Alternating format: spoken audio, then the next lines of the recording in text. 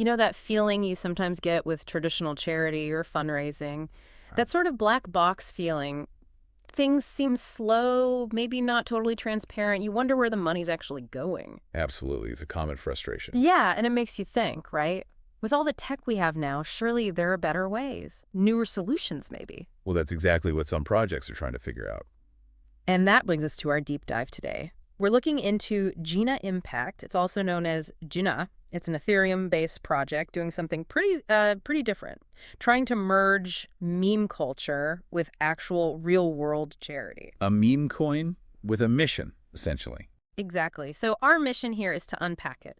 We'll look at the core mechanics, their, well, ambitious roadmap, and how they're approaching transparency. We're basing this on their light paper, which for anyone unfamiliar is kind of like a shorter, early version of a white paper, and lays out the vision.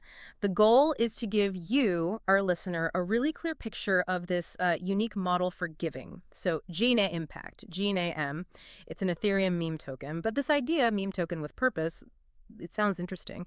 How does it actually work to stop it just becoming, another speculative thing? How does it stick to that charitable mission, especially when markets get wild? Right, that's the critical question.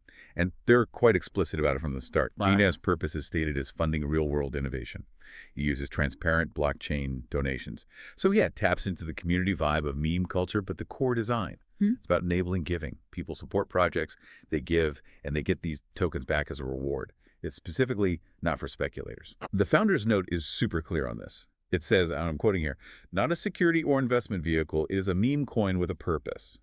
It exists to reward participation in a mission, not to promise profit. So it's really leaning into the charity aspect, not the speculation. And technically, it's already out there. Yep, it's live on the Ethereum mainnet.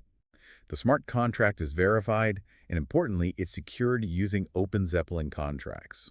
For anyone who knows smart contracts, using Open Zeppelin is a big plus. It means they're using standard, audited libraries, which helps a lot with security, reduces common risks. Okay, so that's the what. Purpose-driven meme token. Let's unpack the why.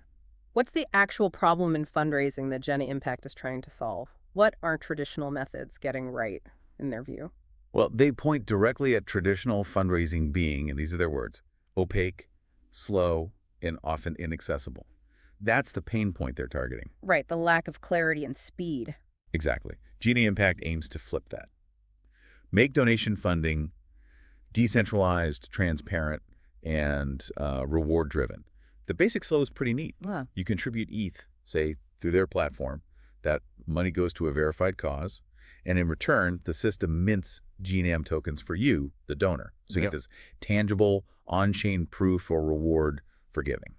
Okay, understanding the problem and purpose is one thing, but, where the rubber meets the road is how it actually works. Can you walk us through the practical steps? How does a donation physically happen on this platform? Sure. They've tried to make the donor flow simple. You can contribute ETH, USDC, or even regular fiat currency. You send it to a verified recipient through the GenaImpact platform. Verified being the key word there. Absolutely. Yeah. And once you've done that, GNAM tokens get distributed to you as the reward.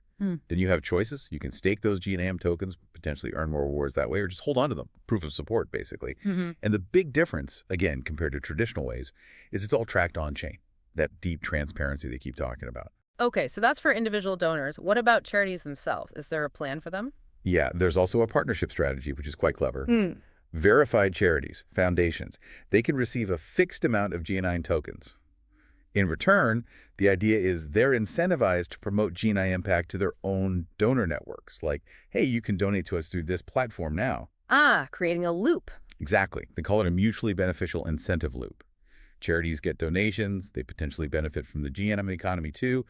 Donors get the tokens as proof of impact. That incentive loop sounds good on paper, but getting traditional charities on board with crypto? That seems like a hurdle. Oh, it absolutely is. Trust is paramount for charities, and crypto still faces skepticism and regulatory questions. Yeah. So GenaImpact will need to provide serious assurances and probably make integration really easy. That's likely a major barrier to scaling that part. How realistic is it? We'll have to see. Definitely something to watch. Okay, let's pivot to the future then. They've laid out a pretty ambitious roadmap.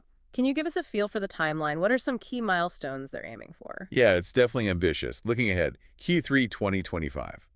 They're aiming for GNIM rewards for donors and launching a transparency tracker. Okay. Q4 2025.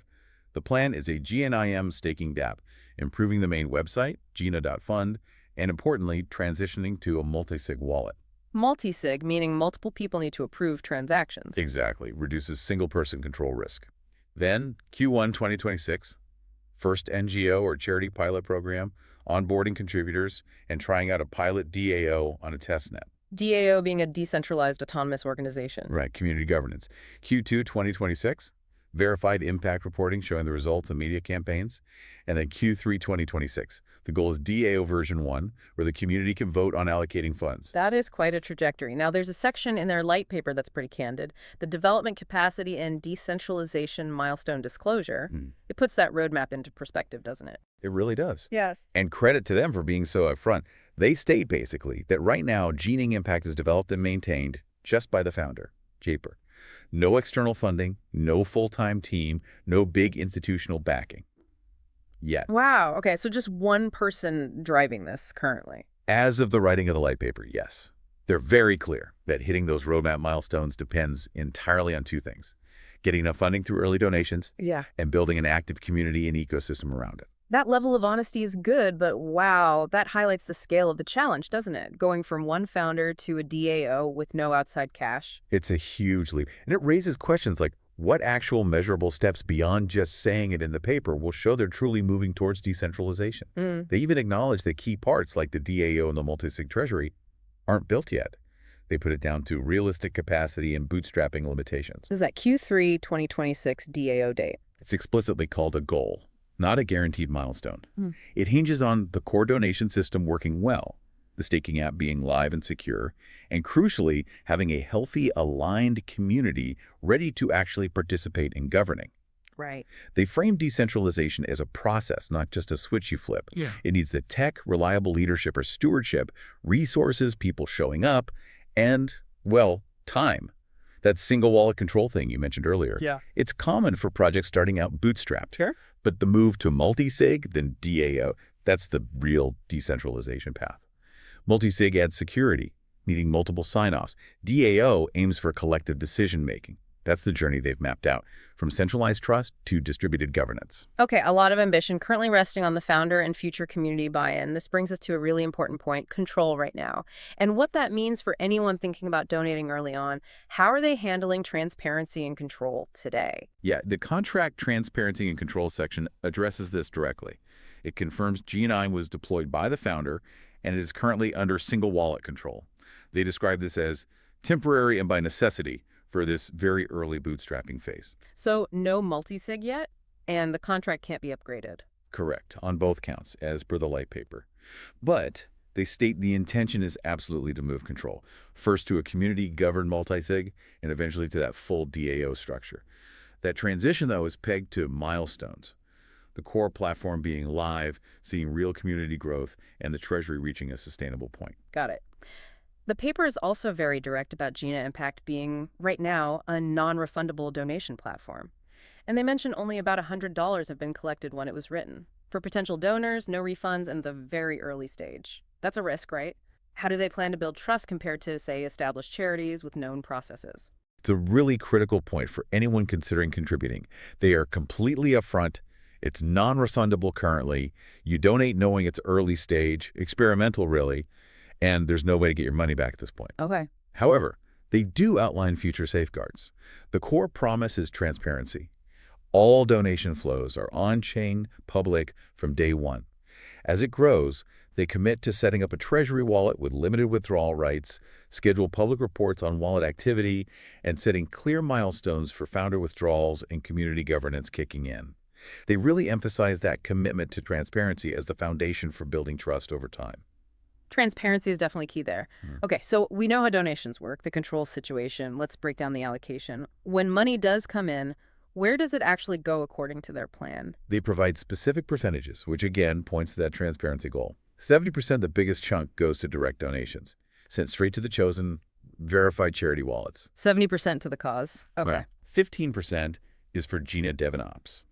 That covers the running costs, gas fees, website hosting, platform development, tools, audits, things like that. Makes sense. 10% goes to the Gena Treasury and DAO fund.